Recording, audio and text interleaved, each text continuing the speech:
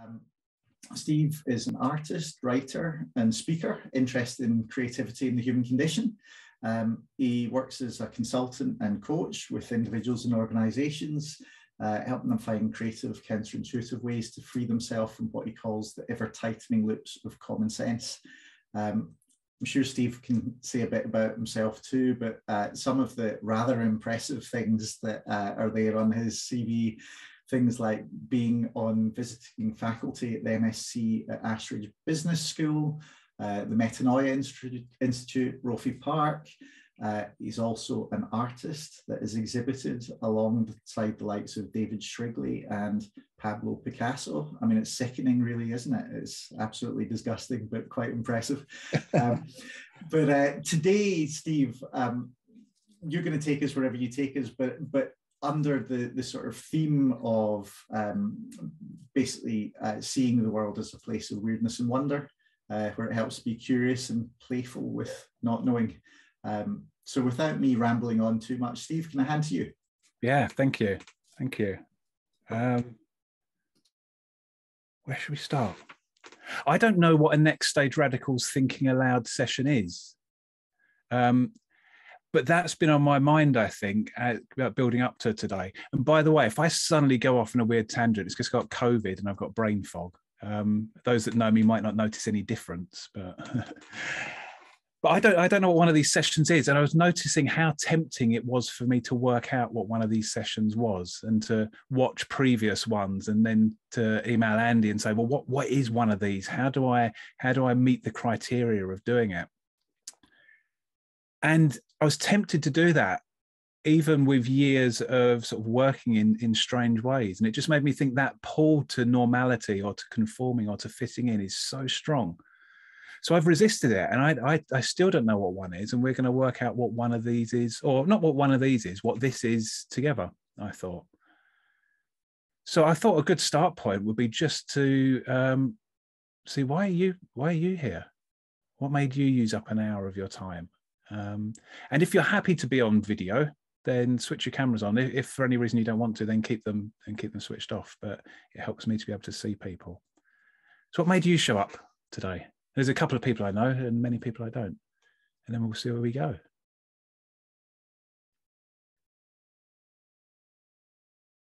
Yeah, I don't know if James Wilson is waving or and again, just jump in. You don't have to signal, just speak. If we all speak at the same time and it gets really confusing, then that's what this is about. Thank you, Steve. I spend most of my time in the shed working 9 to 5, but more likely 7 till 6. And I needed to break something up, and something weird and Chapman-esque felt a very good idea. Okay, thank you. Anything else? And Tim was asking I was just asking why people were here. And then if you tell me why you're here, that may help us work out what this is all about. I listened to the podcast you did with Andy. I quite often come along to the Next Stage Radicals Thinking Out Loud, and this seemed like a nice way to break up the drudgery of work on a Friday afternoon. All right, nice. So yeah, a bit of kind of like, yeah, just nice escape time. Yeah, nice. And who else has listened to the podcast? That's a good point, Sam. So there's a few, yeah. So there may be things on the podcast that you feel are relevant that you'd want to explore here as well. Let's hear from a couple of others. So I came today because I've been to quite a few things you've done, Steve, and I never know what's going to happen, but I always get something useful out of them and enjoy them as well. So yeah, so that's why I'm here. Lovely. And we must say, without embarrassing Anna, that I'm only here because of Anna, because she connected me with Andy originally. So thank you. Why else are you here? I'm here because I think weirding might be a great way to get people curious about thinking differently in government. Right. Yeah. That's such a brilliant statement. That's made it worthwhile just hearing that. Thank you. So the two words that are sticking with me at the moment are drudgery, the drudgery and the rhythm, and also the power of weirding. Lovely. Anything else? For me, it was something like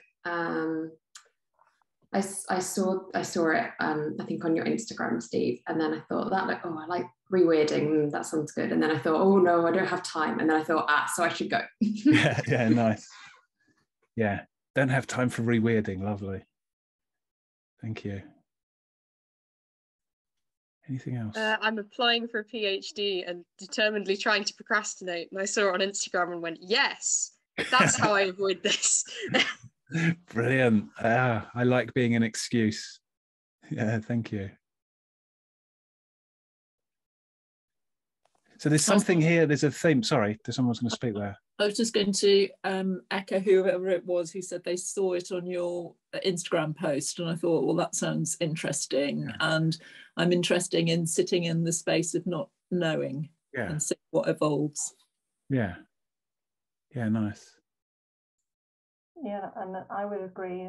Our thinking is so constrained, and my particular interest is in the health service and how we can have creative solutions in the syndemic world within which we are currently living. Yeah, thank you, Laura. I think for me, I think I saw the word spontaneity associated with this somewhere, and I thought that's something I need a bit more of in where I am at the moment, and opportunity to lose some fear of the unknown, I guess. Yeah, I'm writing some stuff down in case you thought I was like just playing Candy Crush or something. Now I'm making some notes. I know I've gone already, but I suppose that was something about the podcast that made me come along. So I was quite interested in just kind of coming along and seeing what happens if we try and make it up as we go along. Yeah. Or observing someone trying to make that happen as well. Yeah. And yeah, just kind of, see what comes out of that. Nice. And what are you noticing right now, Sam? What are you aware of? I feel like we're slowly finding our way into it as a group, right, a little bit. Yeah. Yeah. And I think that's one of the most important things in this work.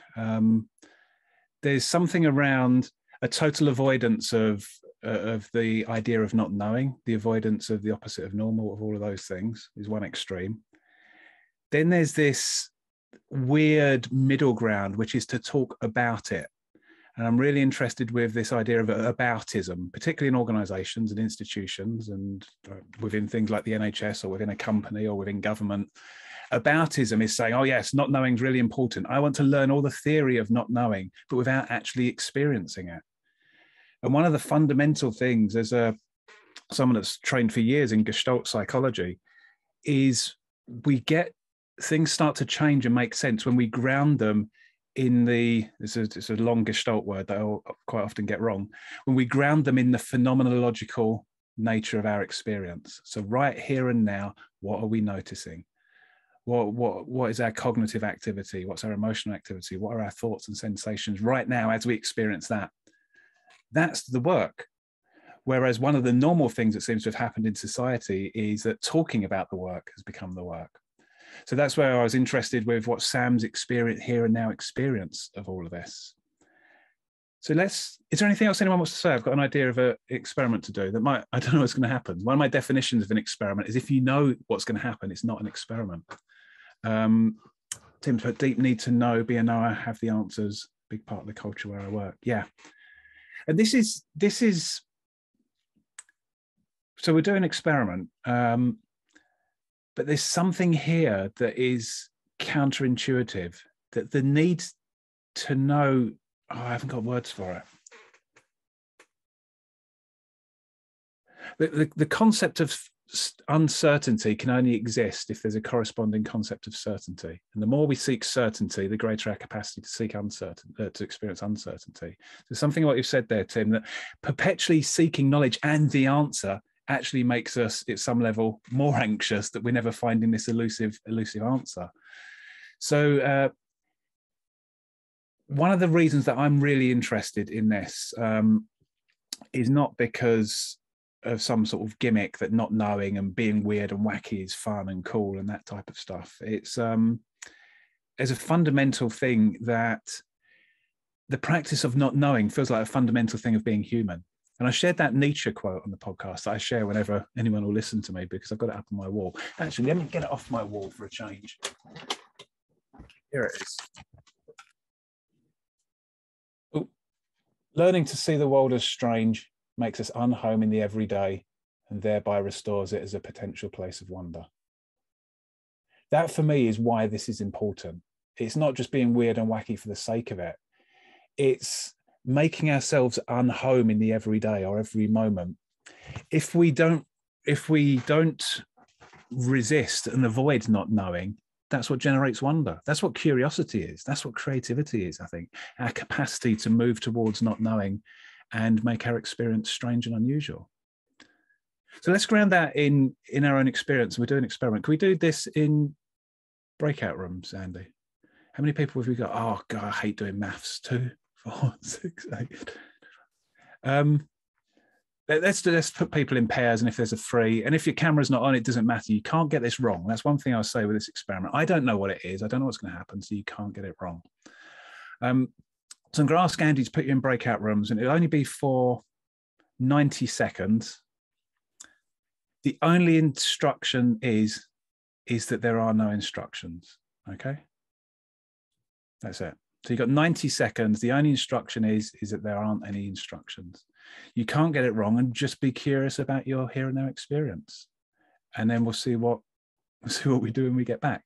So yeah, if we can go into breakout rooms, that would be great. Cool. Hopefully this works. Here we go, folks.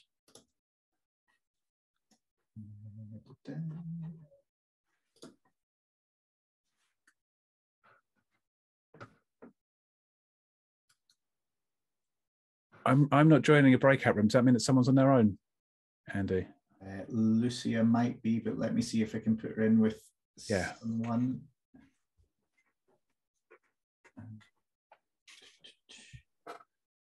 Time 90 seconds. Just double checking that I'm not allocated to one either. No, I'm not, so that's fine. So moved. In fact, I'll go and join Lucia, and then I'll bring us back. Okay. Yeah.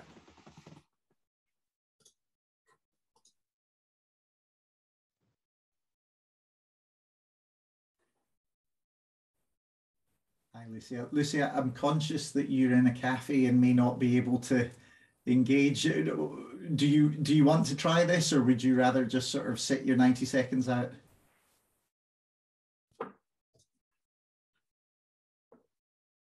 Okay, no problem. In which case, I'll go back to the plenary, and you can do the same if you want, and then we'll hear from the others, okay?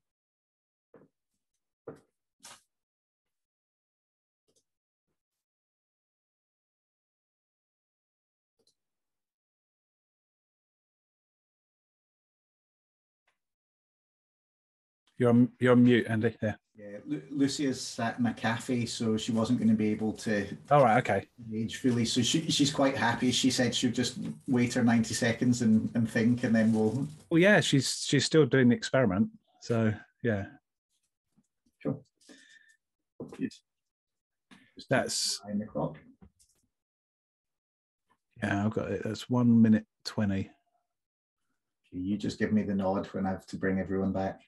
Yeah, well, if you hit it now, what is it? Is it a minute that it gives them or something? Yeah, just close it now, and we'll see what happens. Showing 42 seconds on my thing. Right. Yeah. Yeah. Let's close it now and see. Again, that's interesting how quickly people come back, or do they come back? Here we go then. Yeah, why not? Oh, because it gives them a 60-second warning, doesn't it? Yeah. Welcome back. I love that background.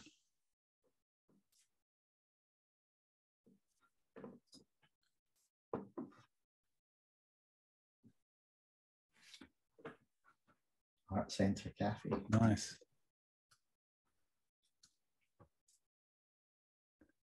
Whereabouts are you, Lucia? You what city or bit of the country or whatever? Ah, Devon. I used to live down there. No longer, but I used to be down in Bishop Stainton.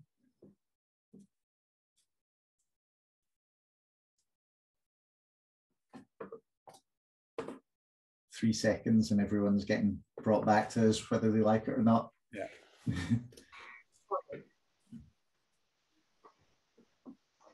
Welcome back. So what were you aware of? What did you notice? How was that?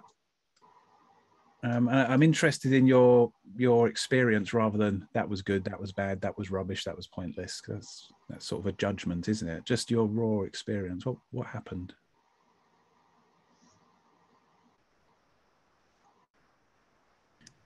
We just started chatting about what we thought so far, Right. why we're here, and yeah, good, and going off at slight tangents of different things that it made us think about. Like my last comment was, oh, that's existentialism, isn't it? So right. there are no social rules, you know. So yeah, existentialism is a whole other topic we can get into there. Yeah, thank you. My favorite. Tim has typed uncomfortable at the start. The beginning is hard. Yeah. Did anyone else notice that? Just imagine really slowing down those first few seconds. What's going on there? What did you notice? My experience was contrary to that. Right. I kind of felt that you'd kind of given us permission not to like be constrained by rules and stuff. So I kind of immediately felt kind of, I'm okay with just talking about weird stuff with Beth. Right. and I didn't kind of feel any discomfort, I think, and maybe it's because it's kind of it's been made okay that's what we're doing, so it was okay. Yeah.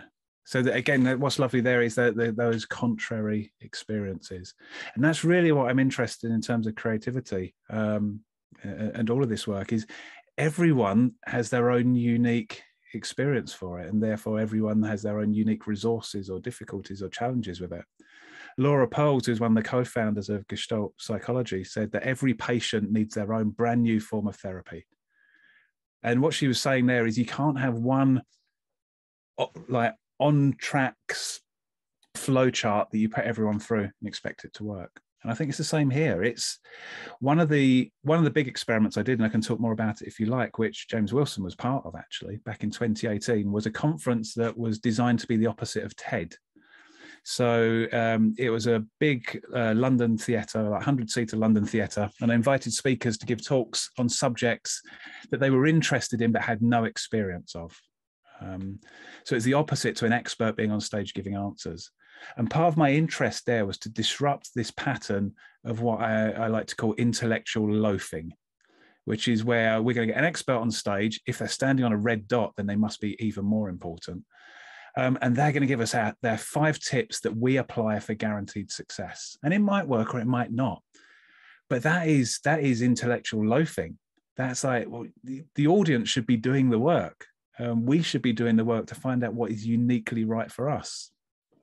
And I think that's the thing here is the work is to take your own experience seriously and be really curious about it, and be curious about where discomfort is, where confusion is, where dissonance is, where enlightenment is, where insight is. And that's it. That's what the work is. Anything else happened in your little groups? Again, I'm interested in did we reach for language as the way of working in the group? Was silence something that happened? Did anyone, as we get in the group, do an entire improvised musical? I don't know, because again, normal isn't necessarily bad, but I'm really interested in the constraining, brain fog, the inhibiting nature of normal, and what else might be possible if we're able to become aware of it. What else happened in your little groups? Little groups, you're in pairs, aren't you? I suppose that's a small group, isn't it?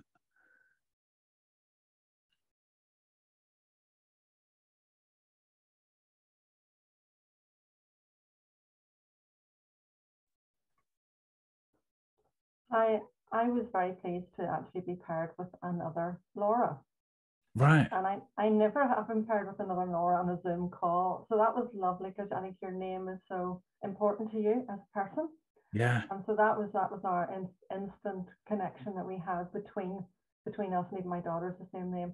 So, that was, you were friends instantly, because that is so important to you, who you are, and the value of having a space to talk about nothing really.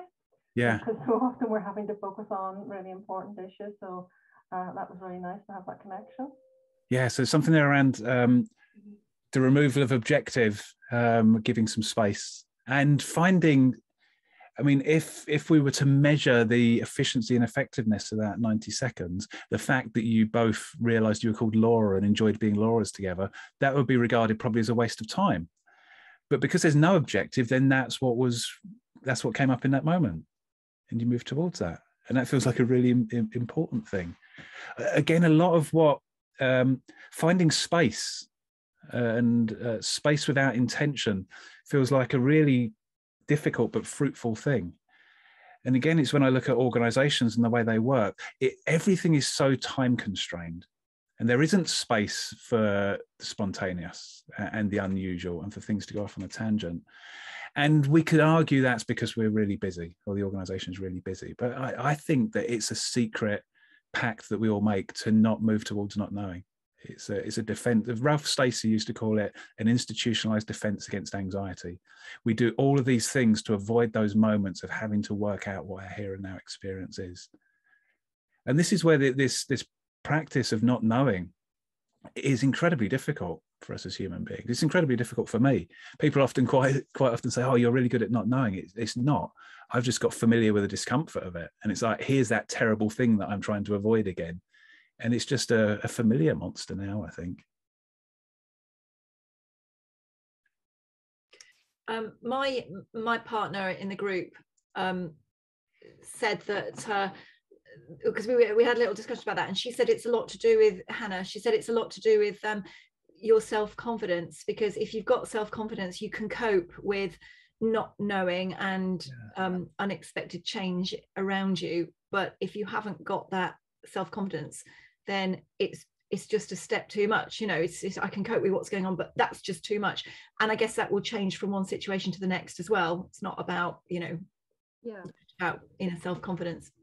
Yeah, kind of like almost a fear of like what could happen, because like, oh no, I know exactly what to do in this situation up until a point, because I've got previous experience that tells me that like, this is how I act, this is how I greet a person. Yeah. But like in a situation where you just don't know, there's that kind of fear because you've got nothing to fall back on apart from kind of yourself. Yeah. Yeah, lovely. And it's I'm interested in the idea of confidence, and it may be that I wonder if it's more of what you've just said, Hannah, around fear, or anticipated shame. Because one of the things, I do a lot of work with a friend of mine, Simon Caviccia, who I think some of you might know, a lot of work around shame and the inner critic and creativity. And one of the things that we often talk about is the seeds of shame are sown. There's too many S's in that sentence. The seeds of shame are sown early in life when we experience moments of interrupted flow. So we might be immersed in something as a child, or for me, it was at school, I'd be immersed in something. Then all of a sudden I'm snapped out of it and told what I was doing was wrong. It's not paying attention. It's bad. It's incorrect. And then very early on in life, we learn that surrendering to that flow state, which really is some sort of a state of not knowing or immersion, is risky because it might get interrupted and we experience shame. And I think that possibly carries on into adulthood, is that if we really surrender to not knowing, we risk being shamed. There's obviously there's survival instincts in there as well, isn't it? That if I'm walking into a building and I don't know if it's going to collapse or not, but I think there's something different. I think there's a really more subtle thing that keeps us inhibited. And then confidence, I don't know why, but immediately when someone says confidence, I think of a middle-aged white man in a blue suit and tie. I don't know why, but that's immediately what comes to mind, which is I own my own generalization there. But potentially what we label as confidence in that caricature is actually avoidance. It's like, if I'm confident, I'm going to try and control things around me so I never have to not know. And that might be completely wrong. But I think there's some real subtle stuff in here around shame, around that interrupted flow. Because again, if I think of, I don't know if I'm confident in doing this work that I'm doing right now. I don't know. You might be projecting confidence onto me. Who knows? but all of the time I'm having these little moments of thinking, oh my God, everyone's going to be hating this. Maybe I should be doing something else. Maybe I should do some gimmicky little games we could do. Then everyone would like it and give Andy 5 stars. Beth. I just wanted to respond to that thing you said about moments of interrupted flow. Yeah.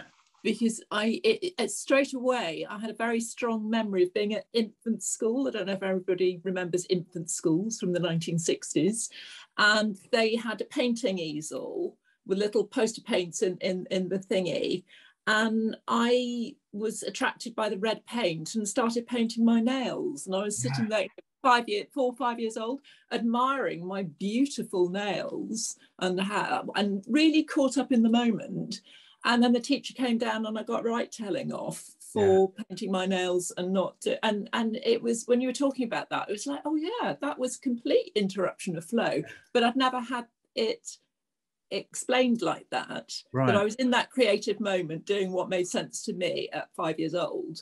And the message I got was, you're not okay. Yeah. That's not okay behavior. So that was really interesting to hear that. So thank you. There's something, and Tim has his hand up, I'll come to Tim in a second. There's potentially loads of those tiny little things happen throughout our lives, and particularly early in life, that make us start to fear these things. And Simon Caviccia has a brilliant story he tells when we do our Inner Critic program. And that is, he grew up in Channel Islands in Jersey, I think. And he tells a story of being about, I don't know, 3 years old. It really makes me laugh to think of 3-year-old Simon, because I imagine him with a big beard still. But he was in Jersey, and he was immersed in a really sunny day. And I mean, sort of like winter sun and the frost around. And he noticed a little cat on the other side of the road near where he lived in rural Jersey. And he thought, right, there's a cat. This is amazing. I'm going to go over to that cat. And he started moving towards the cat. Then he suddenly heard this blood-curdling scream, and this huge hand of his mother came down and grabbed his duffel coat and pulled him out the road just as a tractor came around the corner. And he said he experienced as a child his mother really discombobulated and stressed and saying, you mustn't walk into the road. Now, in that moment, his mum probably saved his life. But for the child ego state, it's, my God, what have I done? My mother here is now, I've done something terrible. And Simon again uses that as an example of how, so for your example, Beth, we might say, well, did that really matter? Did the teacher really need to do that? But there can be things that are well-intentioned and actually helpful start to create this pattern and this cycle. This is where I think just allowing ourselves to develop more of a trust of our experience of not knowing is really all we can do, is just to start to get a sense of what are the oughts and shoulds that start to pop in. And then that's where this whole idea of the inner critic starts, of the superego, is just all of those oughts and shoulds that we've swallowed throughout our whole life get stored, but the content gets updated to be adult relevant. Yeah, so it's the same process as being a child, but the content becomes adult relevant, or becomes age relevant as we go through. So Tim, you had your hand up. Was there something? I did. Yeah. So the shame piece was interesting to me. Someone I really like listening to is a shame researcher in the United States named Brene Brown. And so she talks about this idea of people putting armor on, so kind of armoring up. And that's kind of that piece you were just talking about, and how that's how people tend to show up to kind of protect themselves. And I'm struck by how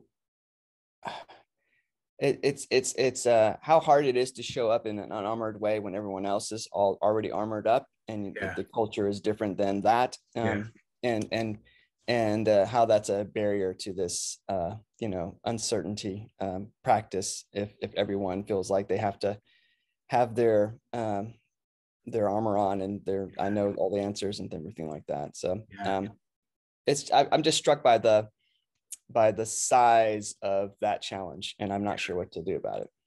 Yeah, and how does it? And you don't have to answer this, Tim. How does it feel not knowing what to do about it right now? It's frustrating because I I feel like it's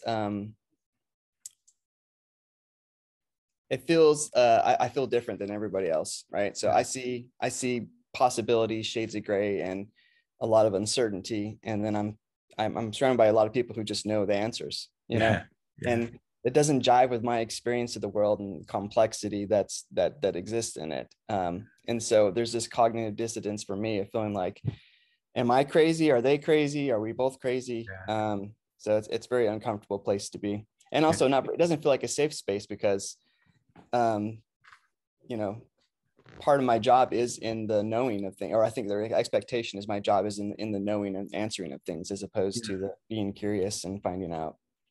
Yeah, lovely. And think of this, but you don't have to answer it, Tim, but I wanted to say this to illustrate to everyone, is to be curious, and for all of you, be curious about where is what Tim's described as frustration or uncomfortableness. Where is that located? Where do you notice it in your body? And does it have a texture to it? And is there a movement to it? And what are the thoughts? And then just allow them to be as they are. That's what I think the work is moving towards these things that we habitually want to avoid and solve. So move towards that. I experience it in my chest here. And I get all sorts of weird and unusual physical ailments that the medical world can never diagnose. And it's just, I'm convinced I'm not human in some level. But I think it is just the more that I'm allowing myself to fully experience not knowing, it has a massive effect on the body as well. So, but just being curious about that, thinking, okay, I'm just going to move towards this thing that I'm habitually avoiding. And there's something really brilliant that you said there, Tim, which leads into another thread of, this is so complex because we're not standalone autonomous things, are we? We are social creatures. We interact with others. And this is where I become really interested. And I can't remember if we talked about it on the podcast, Andy. Yes, we did. The work of Erich Fromm around freedom. And this really has become what I've been most interested in, much more than creativity. What I'm really interested in is Erich Fromm's idea of freedom. And he writes about it much more extensively than this, but this is my oversimplified version. He talks about two types of freedom, positive and negative freedom, or freedom from and freedom to. Now, this is where it gets confusing because he's called Erich Fromm with two M's, and he talks about freedom from. And it sounds like he's doing some brilliant branding, but it's just a coincidence. But freedom from, which the way I understand what Erich Fromm's talking about, is freedom from external suppression or dampening or containment. And he writes a lot about in when we were immersed in the feudalist system in the Western world, where there were kings and queens and everyone was constrained by their role. That's an example of very oppressive external denial of freedom. So that's what freedom from is.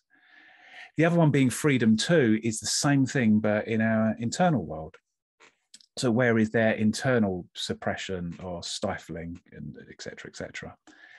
And really what I understood, or at least what I took from Erich Fromm's work, is both needs to be present to really allow ourselves to be okay in moments of not knowing and moments of flow. So it'd be one thing if I'm totally okay with accessing my spontaneous, uninhibited self. But if the response I get from the world is a really stifling, inhibiting response, and that becomes really difficult. And this is the thing, is most of what those that are attached to normality will do is to do shaming moves towards the person that's not. And this happens a lot in organizational work. If you work in organizations, organizations will say, we want people that are different, but you have to be different within this very narrow constraint of sameness. But then the other way around, I could be working with a society or an organization that is totally free. So it's like, you can do whatever you want, but I'm stifling myself because of my own introduction, my own self-doubt or anything. And I think just being curious about those two dimensions of external freedom, internal freedom, which is oversimplifying Erich Fromm's work, is really interesting. And where are there brief moments of overlap where that works? And I decided at the start of last year, 2021, that was last year, wasn't it? Andy and I were talking, saying 2021 was a weird year. It's like I only felt like I only had 2 months in it. But at the start of 2021, I decided I only really want to do work in which I feel free, with those exact reasons. To work with others that I feel, as just saying, you're free, and then also allowing myself to be free. And I found that actually, no, this gets back to Hannah's point around confidence. I've experienced myself as more confident in doing work in that way, rather than going into an organization where I don't feel free, but I feel free and then I feel inhibited, or the other way around. So there is something around freedom. And James has just typed something in the chat box: spontaneous self, yeah, rather than authentic. And I have a similar challenge, and I know your philosophical grounding's a little, James. For me, the word authentic is problematic because it's a static word. It's like there's this authentic self that's lurking there, and once we've defined it, then that is it forevermore. And then I've had discussions, stroke arguments with people say, no, but it's always changing, the authentic self. And it's, well, don't bother calling it authentic then, because if it's always changing. But yeah, what's that? Eric Fromm writes about the actualization of our spontaneous selves is really what he means by freedom. So we get into some really interesting territory here if we don't do this thing about this aboutism with creativity, not knowing, re-weirdening. We start to really see how tricky and difficult it is to truly access this space of not knowing with others. But then we also start to see what potential lies within that. Where are you at with this now? We've got about 20 minutes left. What's on your mind? Where are you at with this?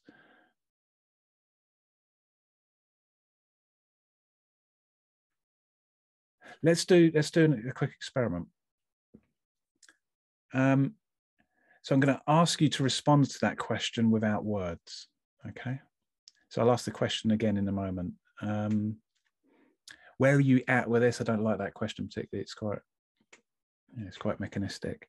So yeah, the question is going to be, what are you aware of right now? And I'd like you to respond to that without words. And then also notice how you feel and what you notice being asked to respond to that without words. So I'm going to ask the question now, and then we'll have 10 seconds for you to respond, and we'll see what happens.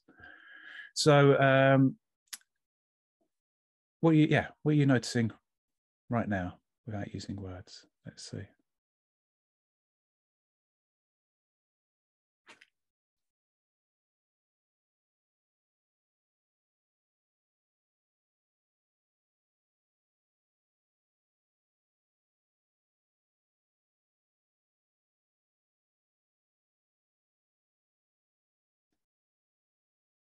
So let's loop that back in on itself. I'm not sure what James was holding up there. What did you notice in noticing how others responded then? And by the way, if these questions don't make sense, they're probably designed to not make sense. So don't know, that's down to me. What did you notice in observing others respond then? Sue? People using props, symbols. Yeah, so you noticed props. And did that cause you to think anything or feel anything in that? Yeah, it's quite. It made me think. Oh, that's quite clever. Why didn't I think of that? Yeah, that was the line I wanted to go down. There is it's like, oh, I should have. I'm not saying you said that, but I should have done that, or I could have done that again. And this is one of the skills, is to notice without that noticing turning into a judgment or a comparison. So again, that's that domain of the superego. It's like, oh, others are using props, and I chose not to use a prop type thing. Yeah, lovely. What else, Sam? I think I was probably being a bit literal about how I thought about your question, because you used the word respond, and actually what I observed was people perhaps, and it was my initial thought as well, is actually that the word respond means communicate. Right. And then I sort of thought, actually, no, you just said respond, so I'm just going to respond, and I'm not going to try and communicate anything, because actually if I just respond, then I'll probably communicate something anyway. But then this is probably me completely overthinking the question as well. So, but then that was your response, Sam. That's brilliant, isn't it? This is, again, I think, as we spoke on the podcast about what's really important to me in my work, my projects, is the difference between intention and objective. I always have an intention in things, or a lightly held intention, but not an objective. So in that question I asked you, my intention was just to see what happened. I didn't have a particular objective. But that means whatever happened, the Sue thinking, oh, right, oh, I could have had a prop, you going into that whole, what you described as overthinking, that's brilliant. That's the response. It's neither good nor bad. Anything else? I was like, I've been writing things down on a big bit of paper, and I was looking at that and I was like, oh, I could hold that up. And then I've also been like holding this little dog most of the time. Oh, nice. And then I was like, oh, I should show one of these things. And then I thought about turning this, like flipping my laptop up so you could see out the window. And then I realized my response was just looking around at the things I'd been doing and was looking at, and oh, there's a lot of stuff. And then I was like, oh, I guess that's my response then. Oh, that's brilliant. That's so good, isn't it? That's the difference between, I had really good words for what I was going to say there, Joe, and it's gone now. But it's like, instead of what am I going to do, it's this is what I'm doing. Yeah. So your response was to be looking around for things. And again, that can be that escape from the messiness of here and now. Your response was to not quite know what to do and have some ideas. That's the response. That's not trying to find the response. Yeah. I mean, mine, I don't know why, always in Zoom calls, I always end up thinking, if I've got my hair down, could I fill the whole screen with my hair? And like, I've just never had the chance to try it. And I was like, finally, yeah, thinking about it for hours. That's brilliant. That's made the whole thing worthwhile for me, that I gave you an opportunity to do that. Yeah, I'm grateful. Thank you. And they're the strange little voices that are whispering these things to us all the time. This is Arnie Mindell's idea of quantum flirting, which I love, is that we don't need to go looking for ideas or looking for answers. We just need to detune and notice what's already there. And it's like, certainly with the artwork I do on Instagram, people say, where do you get all the ideas from? And it's like, how can you not have them? They're there all the time. You just got to be open to them. That they'll whisper to you. It's like that. It's I wonder if I can fill my hair with it. And then what would be really interesting, Hannah, is to think about the other times you've thought that, and then what influenced the choice you made not to do it, without making that right or wrong. But that starts to get into this idea of what is creative freedom in the moment. So can I relate to that a little bit? Mine was like, I'm looking for the solution or the action. So I was too busy miming that I was looking for something to see what other people were saying, which is ironic, because I think you just said the point is to be open to like what's happening right now, so you can find those things coming in. So it's like my gesture was an illustration of the failing that you just mentioned that happens when you're not in the moment and present with what's happening. I mean, it would be a response to it. I mean, I wouldn't think it as a failure, in the same way that Joe was looking for stuff to do and then realized, actually, no, looking for stuff to do is what I'm doing. For you, doing that and then noticing, oh, right, I hadn't noticed the others, that was your response. And again, if we don't slip into making that good or bad or making a judgment about it, it is just what it is. And at the heart of Gestalt psychology is a thing called the paradoxical theory of change, which you may have come across. A guy called Arnie Beiser came up with this. And the paradoxical theory of change, my simplified version of it, is we get more change by becoming more deeply aware of who we already are right now than striving to be something we're not. So we get more change by deepening our awareness of who we are right now, or how we are right now, rather than trying to be something we're not. And that's counterintuitive to a lot of wisdom about how human change happens. And particularly if we get into the world of leadership and coaching and a lot of the nonsense written on LinkedIn, it's like everything is about setting a future goal and then doing all of these things to get there. And there's nothing wrong with setting goals. But as Fritz Perls said, those that live their lives totally future focused never catch up with the reality they anticipate. So in Gestalt, what we're interested in is just deepening our awareness of right now in all of its juicy domains. Let's just assume that everything you could possibly ever need to know is embedded in this present moment. And by that entering in your awareness, you don't have to do anything with it. You don't have to hand in your homework. You don't have to write it up. So just that little bit of awareness that you're able to notice there, Tim, that's the work. It's like, oh, isn't that interesting? But we can quite often write it off. It doesn't feel satisfying. We like to work in wholes. It doesn't feel satisfying to learn in that way. Jess.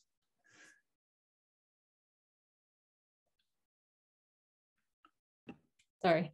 When Tim was talking, I just had quite a good realization that I was doing the opposite, and I was wondering what everyone else was doing before I decided what to do. And I've realized that's how I approach all my creative work. Right. Not looking at what I want to do, but what everyone else is doing, and then bringing from that. Yeah. So it was quite a nice moment. Yeah, and I like it on my screen. You're positioned like next to each other, so like two sides of the same coin there. And again, we could. That's a brilliant example. So there's the Jess way or the Tim way. I'm oversimplifying, and we could say one of them's right and one of them's wrong, but neither are either of those things. They are your unique responses.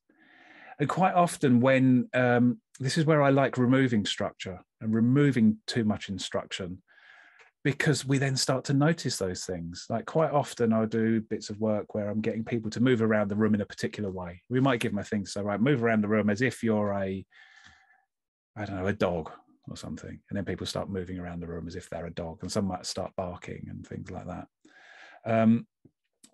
But what if we really slow that down, we see this live process of norming what it means to be walking around the room like a dog in a good way. And there's a sudden norming. What's really interesting is giving people an instruction that's impossible to get. So move around the room as if you are orange.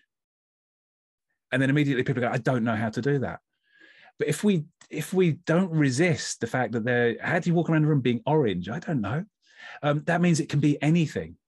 But very soon, some people start to do little experiments, and very soon we'll have a normalizing of what it means to be orange, because we're these strange, fragile creatures that being part of a herd and not being rejected is really important to us.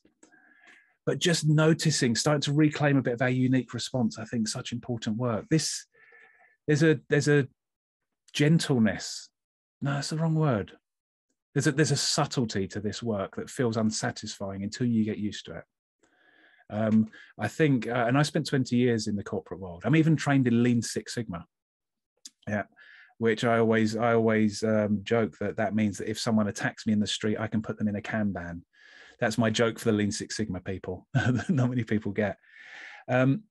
So starting to unlearn that satisfaction you get from hollow carbs, as it were, is really difficult. And I think I've got better at just allowing myself to think, right, this experience is what this experience is. And it is really difficult and challenging. So we've got about 8 minutes left. So I just wanted to pause. Does anyone have any questions? Or there may be questions from the podcast, or there may be other stuff, or I don't know. Don't know where we are. And I can stick around for a bit longer if people want to stick around, but just to honor the time zone. Is there any questions or thoughts that people had?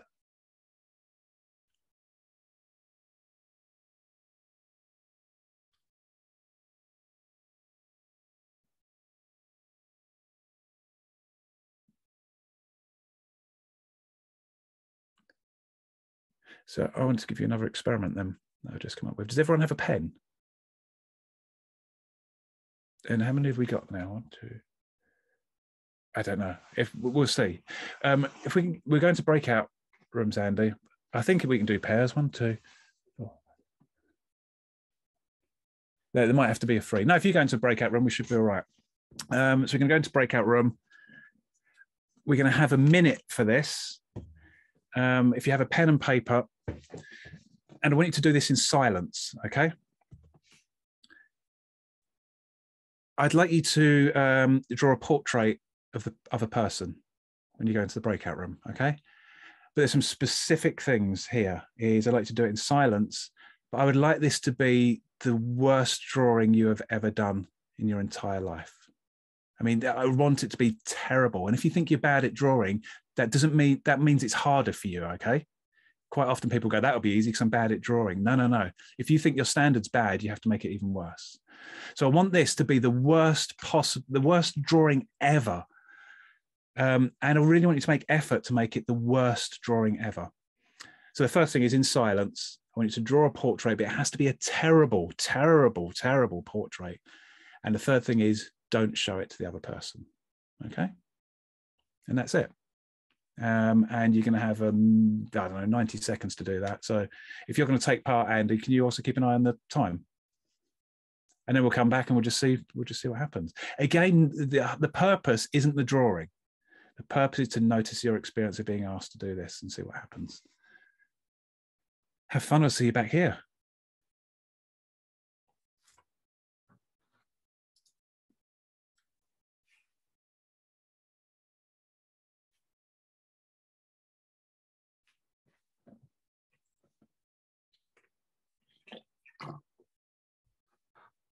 You're on mute, Andy.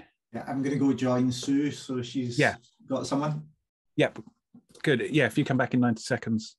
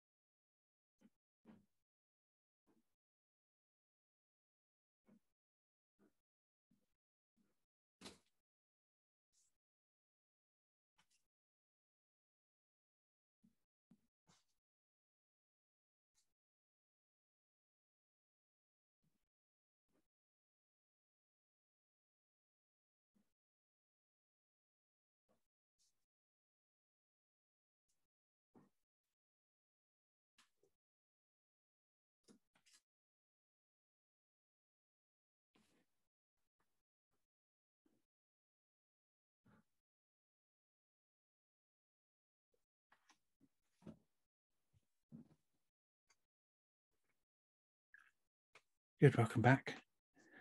So just before we finish, what did you notice? What you were aware of? How was that? I started off by thinking I don't know how to do a bad drawing, and then I started doing basically not what I saw. So I thought if it looks like what I'm looking at, then it's good. So it needs to be nothing like what I can see. Right. And I started having fun. Right, wonderful. And how did you know you was having fun, Anna? So I did actually notice that I kind of smiled to myself at one point when I thought, now I'm just going to do the opposite. Well, it wasn't even the opposite of what I saw. It was just something that doesn't look like what I'm seeing. Yeah, lovely. I thought it might be awkward, but because we didn't speak to each other, it wasn't awkward. It was quite easy to do because we didn't speak. So we just did whatever we were doing. And yeah, I don't know if it's the worst drawing ever, but it's pretty bad. It was fun. I agree. I was smiling at times because it was fun. Right. Okay. Interesting. Thank you, Sue. Knowing that no one was going to see it, I think, was quite liberating. Yeah.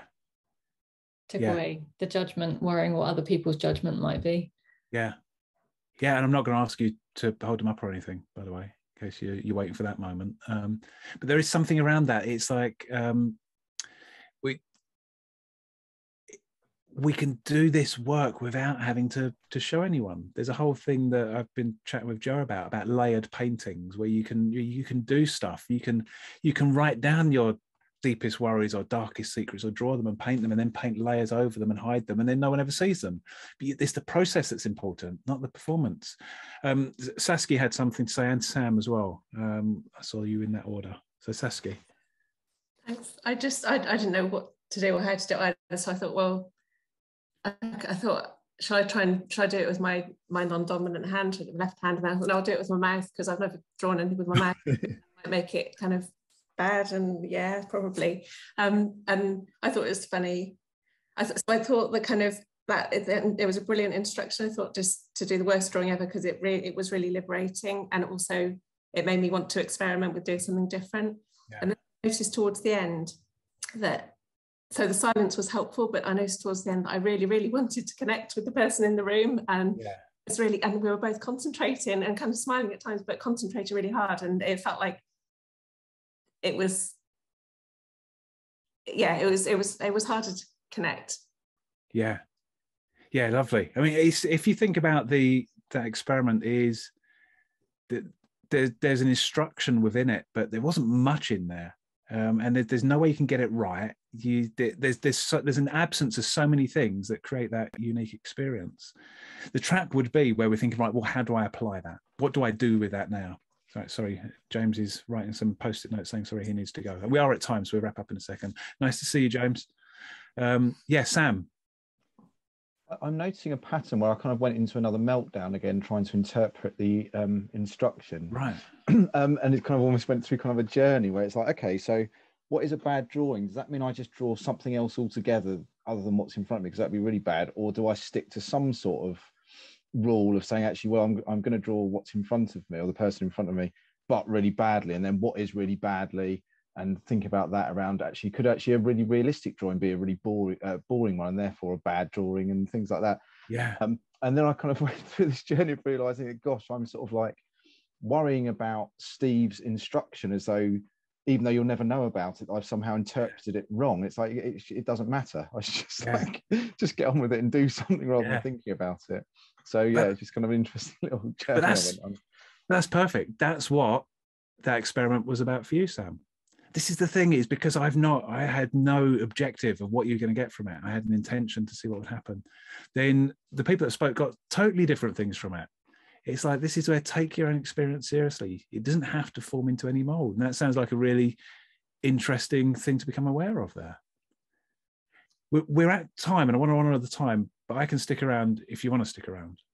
It's always that awkward moment, and then so please drop out if you need to, but I'm happy to stick around for a bit, Andy, because I'm not allowed out of the house anyway, so I'm here all day. Anything else anyone wanted to say?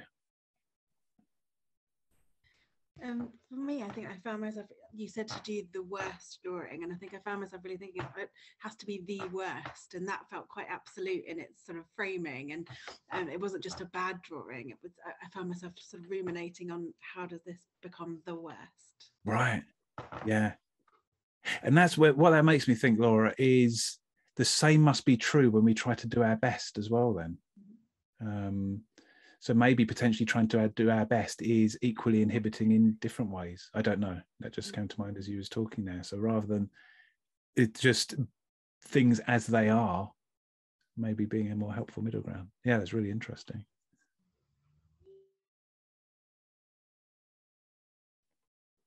I had a total panic looking for a pen because I didn't have any nearby. And then I spotted one, like I'd got like a fancy pen for Christmas that I've been kind of like, I don't know, I get kind of funny about using things. It's like, no, I have to wait for something important to mean something.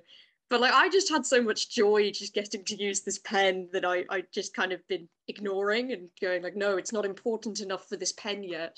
Yeah, lovely. Thank you, Laura. The other Laura, it needs to go.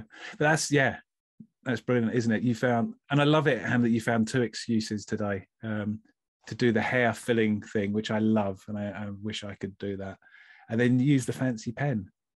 Yeah, I used to be like that, and I think as a kid with stickers, I'd get a sheet of stickers, and I'd always be thinking, I need to save them for putting on something good. And I remember when my daughter was little, she used to have stickers and just stick them all on everything. I'd be thinking, no, you have to save them for something. And it's like, where the hell does that come from?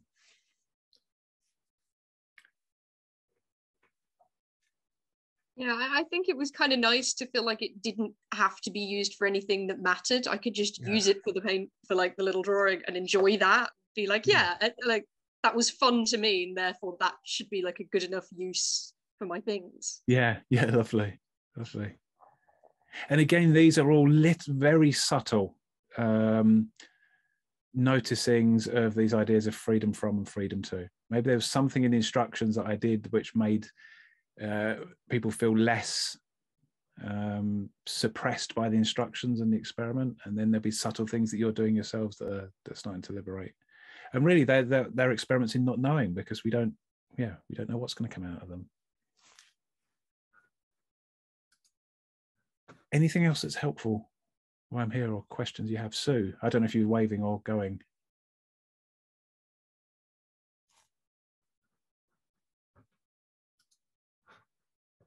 Sorry, I've got to go. That was waving. Thank you. Thank you, lovely. So should we wrap up then, Andy? There's if you want to find out more, there's stuff on my website and things like that. I don't know how to end. Well, so I don't have to have the last word, but let me at least say a word, which is just a huge thanks to you. I've enjoyed it, and I can see others have enjoyed it and taken a lot from it. And I think thanks to everyone as well, because I think we've all played our part. So thank you so much. The website links and Twitter handles and things, Steve, you happy that I share those round with the recording? Yeah, do. Yeah. So I'll do that too. So a huge thanks from me to everyone. Yeah, and if you haven't listened to the podcast, then listen to it. I don't just mean my episode. I was doing an advert for Andy there. But yeah, lovely to see you all. Thank you for coming. Bye. Thanks, everyone. Thank you. Happy experimenting.